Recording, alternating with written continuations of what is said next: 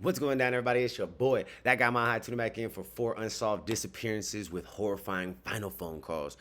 Before we jump into that, though, we got to give a big shout out to all the members out there, man. Appreciate you guys for doing what you do. Gary Willis, My Hood Life, Nugget, Liz, Amy Jane Doe, Lynn, Mag, Creeker, Driver Thoughts, Lynn Willow, Misty, Summers, Mama Dukes, Taylor, Aaron, Casey Girl, Token Tug, Nicole, and Ryan Parks, man. Appreciate you guys for being members and rocking with your boy. If you guys want to get shout outs personally and, have your name said on all the videos and lives and all that good stuff, take advantage of some perks. Hit that join button down below. You got 3 different options, man. You got the $2.99 option, the $4.99 option, and the $9.99 option. And again, if none of that works for you, hit that subscribe button, hit that bell notification. That's free 99, baby, and you can help us get to 50K. We're on our way to 100. We trying to hit that 100K. But let's do this, man. We'll go ahead and hit that full screen, and let's see what this is about.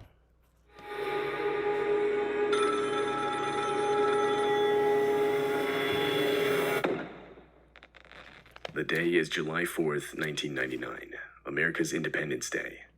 The location, Yerevan, Colorado.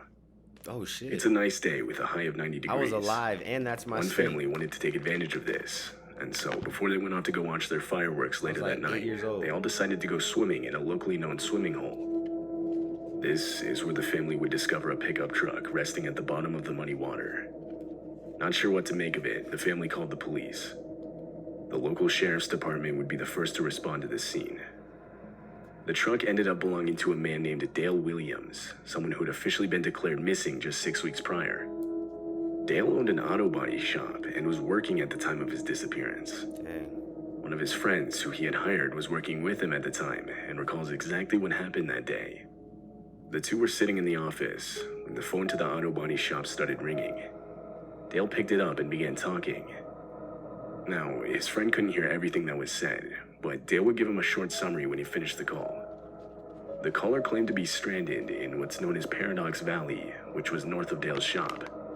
Their motorcycle had broken down on them, and they were requesting a tow, which Dale agreed to help out with. He then set out. This call would be the last call Dale would ever answer. Damn. He never came home that night. His wife would call him multiple times, but to no avail. Dale had disappeared without a trace. He was officially declared missing that night, and over the next few days, a search consisting of hundreds of volunteers commenced. Though not a single clue would result. This leads us back to 6 weeks later when Dale's truck was found in the water by a local family swimming. It was determined that at the time the truck entered the water, the ignition was on, and at a very low crawl speed, the wheel was turned at a sharp angle towards the water. This discovery led a lot of people to believe the truck ending up in the water was not an accident. Yeah, somebody put that shit in Over the years, water. multiple different theories have surfaced under this belief. For example, some believe he's living on an island somewhere. Others believe he faked his own death and ran off with some other woman. What? But probably the theory with the most traction is someone wanted him dead. Right, And I that was someone about was the to person who say, called. like the fact that people were like, oh, he ran off and he went to an island and lived his best life. Like, what?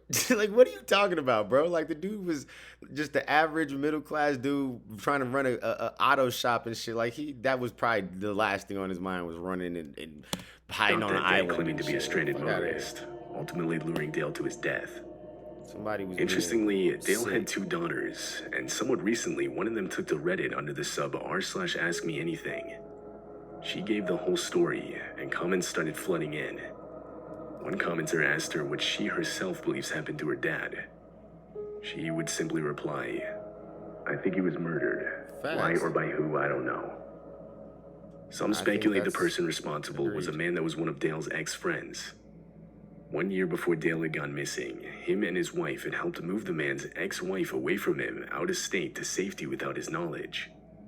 This clearly made the man angry, as a month after the move, he put torn-up pictures of the 4 of them next to bullets all scattered on the ground of Dale's shop. So clearly a motive is there. Damn. And it turns out that after Dale's disappearance, he was even captured taking down missing posters of Dale around the town. He was brought in for questioning, but denied any involvement. He ended up passing a polygraph test, and supposedly had an alibi around the time Dale went missing. Thus, he would be ruled out by law enforcement. To this day, So it's he was unknown probably where still Dale jumping is, up and down or there. who called his shop the day of his disappearance.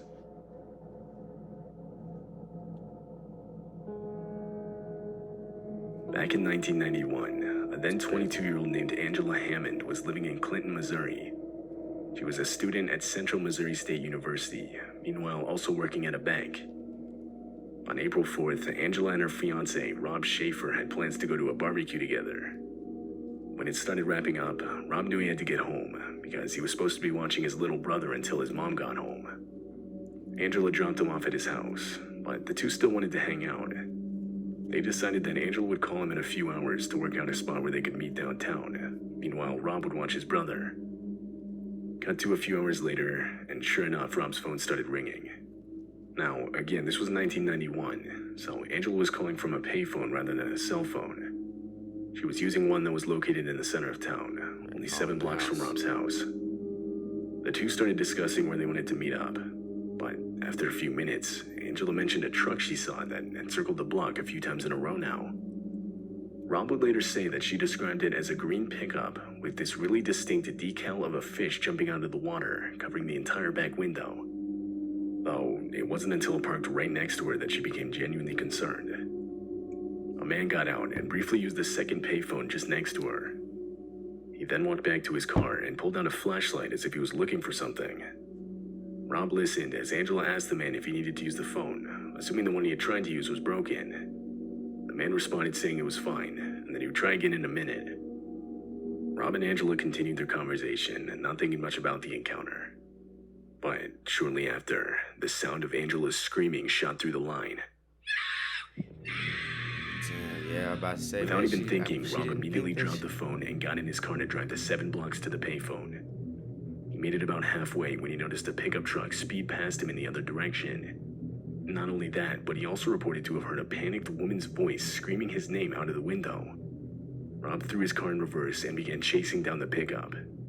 But what he didn't know at the time is that him throwing his car into reverse as fast as he did had severely damaged the transmission. 2 miles into the chase, and his car began to stall. Eventually, his car came to a complete stop.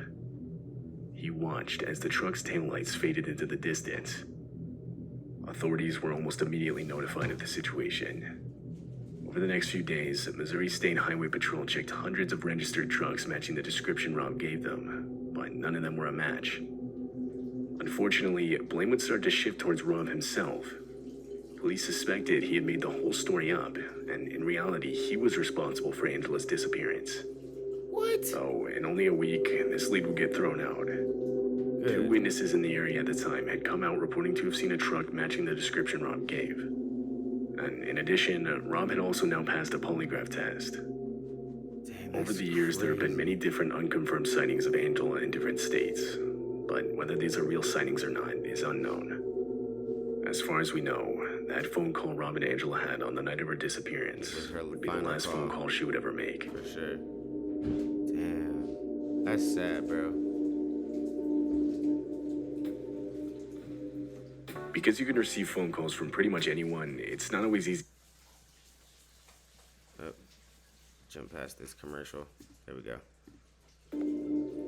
It's May 14, 2008. Brandon Swanson, a student at Minnesota West Community and Technical College, is out celebrating the end of spring semester with a few other students. Around 1 a.m., Brandon finally starts to head home, which was located in Marshall, Minnesota. He was currently in Canby, Minnesota, so it was about a 30-minute drive to his home. At some point during this drive, Brandon mistakenly swerves into a ditch on the side of the road. He was unhurt and there was no damage to his car, but he couldn't move it. It was stuck. He then gets out and manually attempts to free it by himself, but he can't. He calls some of his nearby friends, but none of them answer. This left him with no other option but to call his parents, and so he does. He explains his situation and tells them he's somewhere near the city of Lind. While staying on the line, his parents start driving there to pick him up. But when they arrive, Brandon and his car were nowhere to be found. After a while, Brandon began flashing his headlights, and his parents started to do the same, but still they couldn't see each other. Brandon told them that he could see city lights off in the distance, and believing they were from the city of Lind, he told his parents that he would just walk there and meet them at a well-known bar in the area. He got out of his car and started walking on gravel roads towards the city. Bruh. Though Brandon would eventually decide to cut through a field, believing that it would be faster than just staying on the road. Still on the phone with his parents, Brandon would note nearby fences and water while in the field. Then, at the 47-minute mark in the call, Brandon abruptly yelled out, "Oh, shit," before the line went completely silent. His parents called out to him several times, but there was no response. They then ended the call and repeatedly tried to call him back, but once again, there was no response. Brandon was never successfully contacted for the whole rest of that night. He would be officially declared missing early the next morning. Police got involved, and oddly, when they tracked his phone calls, they were traced to a cell tower in a completely different location than what he told his parents. Brandon was over 25 miles away in a city named Porter when he called his parents. With this information, police searched the new area, and sure enough, they found Brandon's car stuck in a ditch. But Brandon himself was nowhere to be found. Police dogs were brought in to assist in the search. The dogs traced a scent straight to a nearby river, the Yellow Medicine River, which was at its highest point during this time of the year. Immediately, it was assumed Brandon had fallen into the river, but the scent had actually continued on towards a different gravel road where it finally stopped. Still, many believe Brandon had fallen into the river and ultimately drowned. Except, during the phone call with his parents, they would recall no sounds of rushing water around the time he went silent. Say nothing about no water. Plus, at no point was a body or even clothing found in the river, which almost surely would have surfaced. There are countless other theories out there, mainly due to how popular this case has gotten. But what really happened, or what Brandon had seen during that final phone call, remains unknown. That's wild. That shit's February wild. 19, 1983, a 10-year-old, Joanne Pedersen, was spending the evening at a local mall with her 12-year-old sister and 14-year-old cousin. Her parents were out for the night, meaning the three would be left to walk the short distance home themselves. What? As they He said they were how old? And they were just walk home. What? 1983, a 10-year-old, Joanne Pedersen, was 10-year-old, spending the evening at a 12-year-old, local and a mall with her 14-year-old? 12-year-old sister and 14-year-old cousin. Her parents were out for the night, meaning the three would be left to walk the short distance home themselves. You would never see that. As they were doing so, Joanne and her sister would get into an argument. This led her sister and cousin to run ahead and lock Joanne out of the house as a sort of childish joke. But it was cold and raining that night. Crying, Joanne pounded on the door for some time, but soon just gave up. She decided she'd walk back into town to look for a payphone that she could use to call her parents. She started walking and eventually came across the phone just next to a convenience store. Joanne called her stepfather, who answered right away. She would tell him about the altercation with her sister and how she needed to be picked up. Joanne's stepfather assured her they'd come get her as soon as possible. To calm her down, he then handed the phone to her mother. But when Joanne's mother put the phone to her ear, all she could hear was scratching and rustling. Then there was a man's voice. He told her that if they didn't come to pick up their daughter in 30 minutes, he was going to call the police. The two arrived to the payphone around 15 to 20 minutes later, yet Joanne was nowhere to be seen. Her parents contacted the police, and a search was commenced almost immediately. Everyone that entered that convenience store that night was interviewed. Some reported to have seen a car with a man and child driving off right past the store. Others reported to have actually seen the man talking on the payphone with Joanne, even giving a description of what he looked like. Though he was never identified. Who this man actually was remains a mystery. Sad, bro. But it's not even clear if he had any part in Joanne's disappearance. None of the witnesses interviewed actively saw Joanne being taken. Joanne has since never been seen. The call she placed that night would be the last time her parents or anyone ever heard from her. That shit would be terrifying, bro, as a parent. It would be devastating. Like, that's crazy.